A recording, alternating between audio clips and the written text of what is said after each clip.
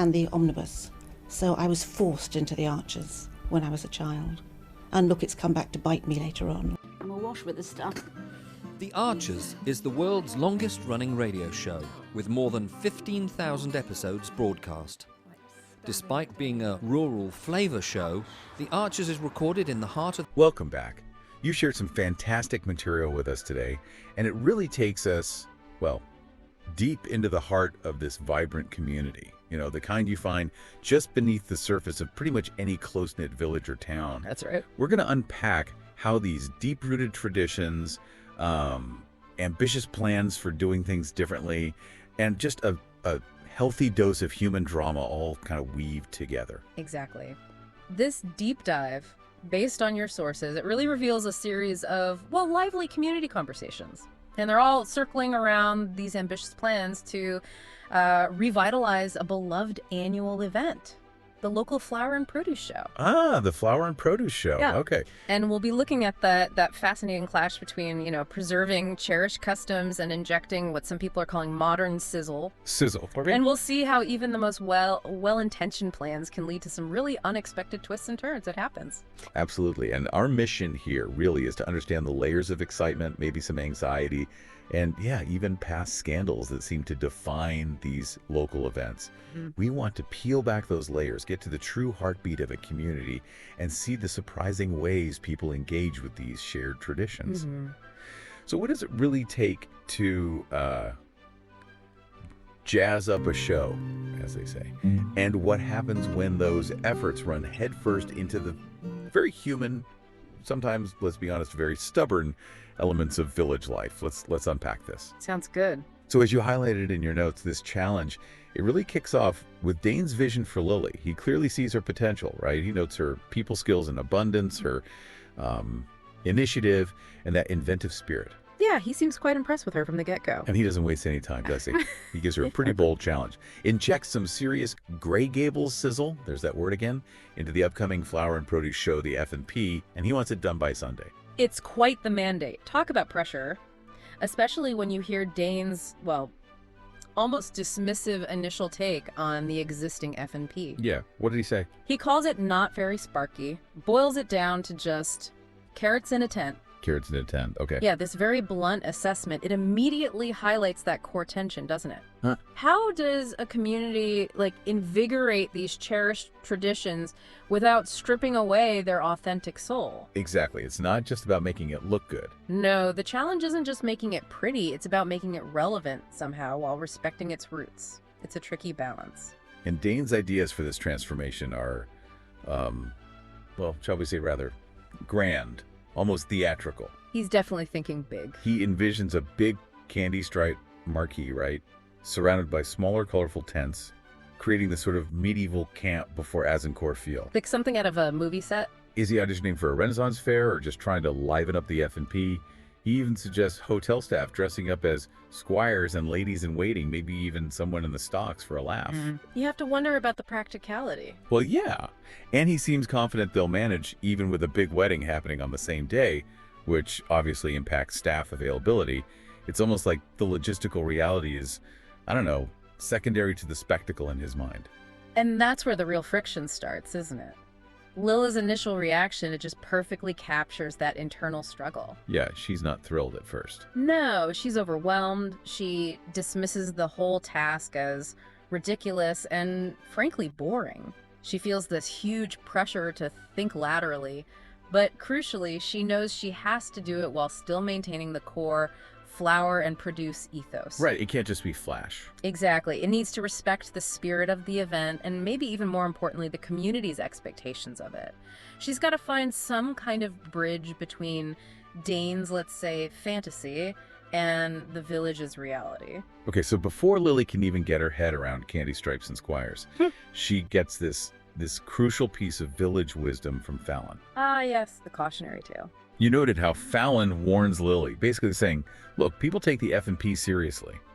And she recounts this legendary story of Wally Treadmore and his funny buns, apparently told by the village elder Joe Grundy. What's really remarkable about this whole saga is how it became this, like, community parable for honesty and ambition in local events is fascinating. It really is. The Wally Treadmore story isn't just some funny anecdote. It feels more like a foundational myth for this village. And Wally himself, he's described as this understated, almost reclusive figure, posh, ex-solicitor, always in tweed. Right. Not your typical village troublemaker. No. Then, completely out of the blue, he enters 6 perfectly round, shiny currant buns into the FMP. Buns so perfect, in fact, that it was famously said you could see your face in Wally's buns. You could see your face in them. Yeah. And of course he won, unanimously, based purely on how they looked. Right. But then comes the twist. The seed of suspicion. One bun was actually tasted by the judges, who apparently broke out laughing shortly afterwards, and that immediately sparked rumors of a secret ingredient. A secret ingredient. Oh dear. And it's that subtle shift, isn't it? From unanimous admiration to this shared suspicion that just hooks the whole community. So what was the theory? What was the gossip? Well, the village gossip quickly settled on a very specific theory that 5 of the 6 buns were actually varnished. Varnished. Like with wood varnish. Apparently so, with only 1 left unvarnished for the judges to actually taste. Wow. Okay. And the genius of Wally, supposedly, was his foresight. He knew the judges would cut and sample 1, so he apparently stepped forward very calmly with wooden tongs. Wooden tongs, okay. And carefully selected the unvarnished bun for them. It's either a masterclass in calculated deception, or maybe, I don't know, a very clever artistic statement. Or just cheating. Yeah. The aftermath sounds like pure village drama, though. Straight out of a local legend. Oh, it is. Wally didn't enter the next year. Surprise, surprise. But the night before the next show, his cottage was broken into. Nothing stolen, apparently. But in the morning, he found 6 shiny buns nailed to his front door. No. Nailed to his door. Nailed to his door. Within a month, he'd left the county. Gone. That's incredible. It's not just about a dodgy bun. It's like the community asserting its moral code, isn't it? It absolutely is. And this story, it created this lasting legacy, deeply divided opinions. Half the village swore he was the biggest cheat ever to win an FMP title. And the other half. The other half believed poor Wally Treadmore was badly wronged, just a victim of village jealousy. Wow. It just beautifully illustrates the enduring impact of community gossip, perceived injustices, how these things shape how future generations approach these events. Yeah. And it completely reinforces Fallon's point to Lily. People take the flower and produce seriously, Lily. Don't let Dane jazz it up. Right. This whole cautionary tale, it provides the crucial context for everything Lily does next. She can't just, put carrots in a tent in stocks. There's history here. Exactly. So armed with this historical context, maybe a bit of fear, but also a new resolve, and crucially, some actual financial backing from Dane. Which helps. Lily transforms. Her initial reluctance turns into this proactive, thoughtful planning. She really does seem to rise to the challenge, just as Dane predicted she might, but very much on her own terms. And what's impressive here, I think, is how Lily's ideas don't just add that superficial sizzle Dane wanted. They actually seem to enhance the fundamental ethos of the F&P. Oh, so? Well, instead of just, glitz, she proposes tangible improvements like proper prizes. Ah, okay. Moving beyond ribbons. Exactly. She suggests significant rewards, spa treatments, meals for 2, weekend breaks, maybe even cash to give the competition an extra edge. This respects the competitive spirit, right? Yeah. Which is core to any show like this. That makes sense. And she also comes up with that interactive element, the wine tasting. Yeah, the Grey Gables wine tasting competition. Genuinely innovative for a village show, I'd say. Participants pay a fee to guess 5 mystery wines, 2 from the local shop, 2 homemade, and 1 from Grey Gables' own cellar. Nice touch. And the winner gets Grey Gables vintage. Plus, she's thinking bigger picture, looking beyond just local media. She sets her sights on getting a well-known national celebrity judge. So she's really aiming high. She is. It shows she's thinking bigger than just the village fate, but keeping an eye on that local flavor, too. And she pulls it off, doesn't she? Securing Charlotte Smith. Yes. Lily's coup, as it's described, getting Charlotte Smith from Country File and Farming Today. Dane is absolutely thrilled. He hails it as brilliant maintaining tradition while adding that pizzazz. It does seem like a perfect blend. Yeah. High-profile appeal, but with a genuine rural connection. This is where Lily really shines, I think. She demonstrates her ability to bridge Dane's maybe slightly over-the-top ideas with the practicalities and, importantly, the traditions of the F&P. But here's where the human element really comes into play, isn't it? And it's a fantastic example of that unexpected power of personal connection. You mentioned Dr. Malik Azra. Yes, Azra. Initially, she declines judging. She just wants a day off, she says, and wisely wants to avoid another village event because they never are simple. She knows the score. She does. But then, the surprising pivot. Azra changes her mind specifically when she hears Charlotte Smith is involved. Really? Why Charlotte Smith? Well, Azra's change of heart, it perfectly illustrates this unexpected power of, you could almost say, parasocial relationships. Yeah. Where a public figure becomes a really personal influence. How so? She reveals she has this deep connection to Charlotte Smith. She used to listen to Farming Today at like 5:45 every morning when she first moved to Ambridge. She calls Charlotte my farming friend who helped her understand rural English life.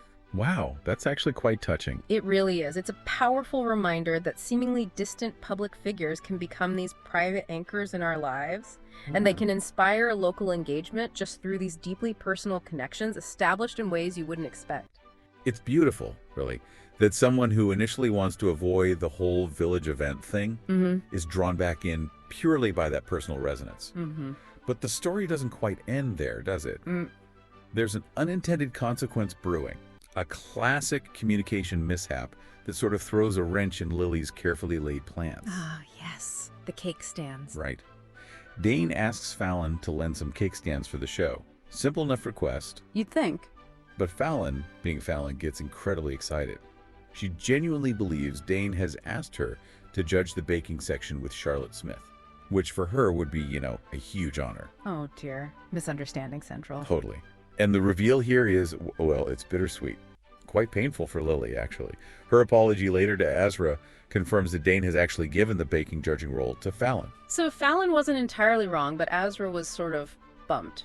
Or maybe Dane just changed his mind. It highlights either a clear miscommunication or maybe just an abrupt, perhaps slightly inconsiderate change of plans on Dane's part. It creates this moment of empathy for both Azra, who quietly accepts the disappointment, Classy. and Fallon, who's genuinely thrilled, but was clearly misinformed, or at least not fully informed. It's a classic example, isn't it? How even the best intentions in event planning can just be undermined by poor communication. Absolutely. Leading to genuinely felt emotional fallout. And Lily feels the weight of it.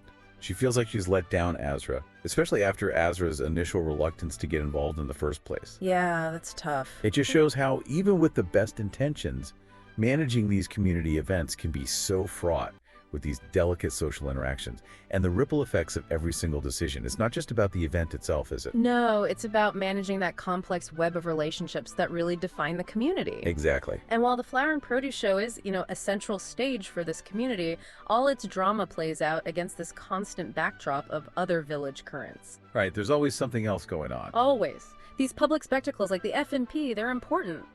But a community's true character, I think, is also forged in those quieter currents. The rumors, the little acts of remembrance, even the simmering resentments. Yeah, that makes sense. Like, for instance, the buzz around Rory's unexpected return that you mentioned. Fallon's immediate curiosity, right? What's he up to? Yeah. Contrasted with Lily's much more relaxed view, it's a perfect little snapshot of how village gossip constantly churns, often filling in the blanks of unfamiliar situations with pure speculation. Then you have a completely different kind of community effort. Fallon's band, Dross, organizing that sponsored lake swim for Ash's memorial. Right, a moment of unity. Exactly, and Lily's quick and generous sponsorship shows that collective remembrance, mutual support, those remain incredibly powerful forces in the village. They knit people together in moments of shared grief and purpose. But then finally, you've got this contrasting example of community friction, something that really underscores the fragile nature of trust. You mentioned the cricket team scandal. Ah, yes.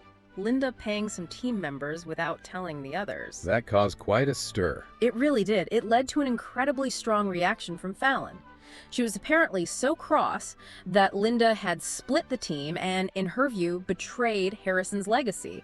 She compared it directly to letting people down. So while a big event like the FMP can bring people together, it's these deeper underlying issues of trust and perceived betrayal that really define the community's fault lines, isn't it? I think so. They can have really long-lasting effects, much longer than Who Won Best Marrow. Wow. Okay.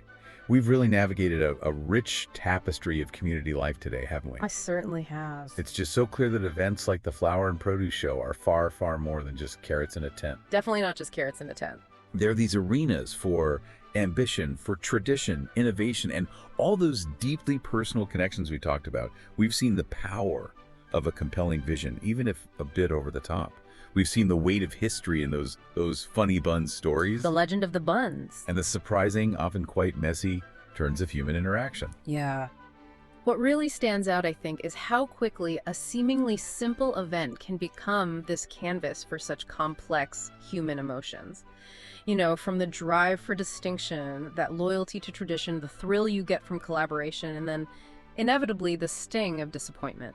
It just reminds us that behind every public facade, every shiny current bun maybe, there are these private stories and motivations that profoundly shape our shared experiences. Yeah. And the collective memory of a community too. Absolutely. So as you, our listener, go about your day, maybe consider this. How much of your own community's character is forged, not just in its official events, the fetes, the parades, whatever they are, but in the rumors, the perceived betrayals, those personal connections we make or sometimes miss along the way? What a familiar community event in your own life might hold its own Wally Treadmore story, or maybe a Charlotte Smith moment, just waiting to be uncovered. Something to think about, isn't it? They're definitely something to think about. So what are you doing now? Just getting ready for the next episode. Just And, moving mics around. So what do you do? I do the spot effects on the arches. Any Are you what we movements call Foley then? and- kind of. Yep. That's, Okay. And these are all part of the paraphernalia of production. Yep. That's the ball bar. That's. This one. Yep. That's. Haley so wanted to be in their own place when their baby came. It's due in 2 months. Not much chance of that now. No. I mean, it would have been a stretch for them financially, mind, but I just wish there was something practical I could do to help them, Caroline. I mean, I think The Archers has had this immense popularity over the years, basically because it has always very accurately reflected the reality of life and living in a rural community at whatever